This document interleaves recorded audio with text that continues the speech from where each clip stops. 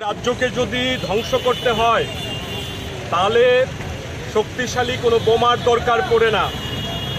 ওই দেশের শিক্ষা ব্যবস্থাকে ধ্বংস করে দিলে বহু বছরের জন্য একটা দেশকে পঙ্গু করে দেওয়া যায়। বিজেপি সরকার সমস্ত দিক দিয়ে আমাদের দেশের শিক্ষা ব্যবস্থাকে ধ্বংস করতে চাইছে।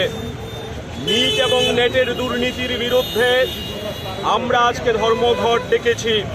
সারা দেশ জুড়ে ছাত্র ধর্মঘট চলছে। আমাদের দাবি দেশের শিক্ষামন্ত্রী ধর্মেন্দ্র প্রধানকে এই নৈতিক দায় নিয়ে পদত্যাগ করতে হবে। তার সঙ্গে ত্রিপুরা রাজ্যে গত 6.5 বছরে শিক্ষা ক্ষেত্রে অভূতপূর্ব সংকট নেমে এসছে। স্কুল বন্ধ করা হচ্ছে। নূতন করে বিজেপি সরকারের শিক্ষা দপ্তর এরা চেষ্টা করছে 511টা স্কুল বন্ধ করবে, তার তালিকা এসছে। সমস্ত জেলাতেই কাজ চলছে। বিদ্যাজ্যোতি প্রকল্পের ব্যর্থতায় লক্ষ লক্ষ ছাত্রের জীবন বিপন্ন হয়ে পড়েছে। স্কুলে শিক্ষক নেই।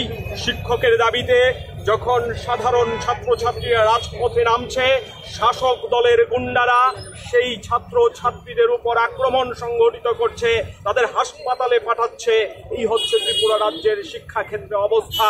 কাজেই আজকে সাধারণভাবে এই সংকটের মুহূর্তে দাঁড়িয়ে এসএফআই সারা দেশে যে ধর্মঘট ডাক দিয়েছে ছাত্রদের, সেই ধর্মঘটের সমর্থনে আমাদের রাজ্যের মধ্যে স্কুল, কলেজে, বিশ্ববিদ্যালয়ে ছাত্র সংখ্যা আজকে কম। স্বতঃস্ফূর্তভাবে এই রাজ্যের ছাত্রছাত্রীরা জানান দিয়েছে এই দাবি তাদের দাবি। কাজেই তারা স্কুলে না গিয়ে, কলেজে না গিয়ে, বিশ্ববিদ্যালয়ে না গিয়ে ধর্মঘট পালন করছে। এবং আজকে এই দাবিগুলি নিয়েই আগরতলা শহরের রাজপথে আমরা এসএফআই টিএসইউ বিক্ষোভ প্রদর্শন করব। ধর্মেন্দ্র প্রধানের পুষ্পোত্তলিকা এবং আমাদের রাজ্যের শিক্ষামন্ত্রী, যিনি মুখ্যমন্ত্রী এবং সর্বোপরি একজন ব্যর্থ শিক্ষামন্ত্রী হিসেবে নিজেকে প্রতিষ্ঠিত করেছেন, সে মানিক সাহার পুষ্পোত্তলিকা আমরা শিক্ষা ভবনের সামনে বিক্ষোভের মধ্য দিয়ে পোড়ানোর সিদ্ধান্ত নিয়েছি। সেই কর্মসূচি সংগঠিত করবার জন্যে আমরা রাজপথে সমবেত হয়েছি।